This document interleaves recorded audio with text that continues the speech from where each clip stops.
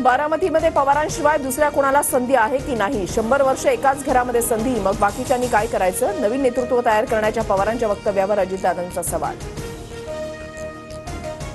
लोकसभा निवडणुकीमध्ये बारामतीकरांनी चांगला झटका दिला. जोर का झटका धीरे से लगा. आता तसं होऊ देऊ नका, अजित पवारांचं बारामतीमध्ये विधान. दर्यापूरमध्ये नवनीत राणांच्या प्रचार सभेमध्ये राडा. नवनीत राणांच्या अंगावर खुर्च्या फेकल्याचा आरोप. 45 जणांवर गुन्हा दाखल. आतापर्यंत 4 जणांना अटक.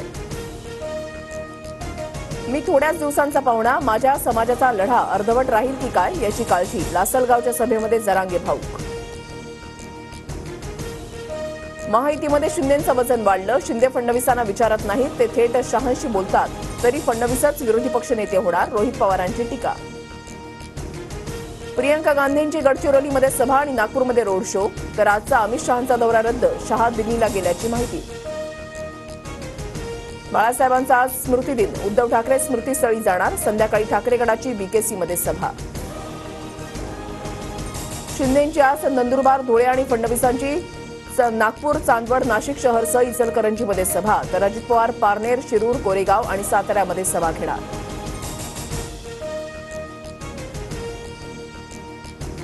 संजय शिरसाट यांच्या अडचणीत वाढ. निवडणूक प्रचाराच्या खर्चामध्ये तफावत असल्यानं निवडणूक आयोगाची शिरसाटांना दुसऱ्यांदा नोटीस.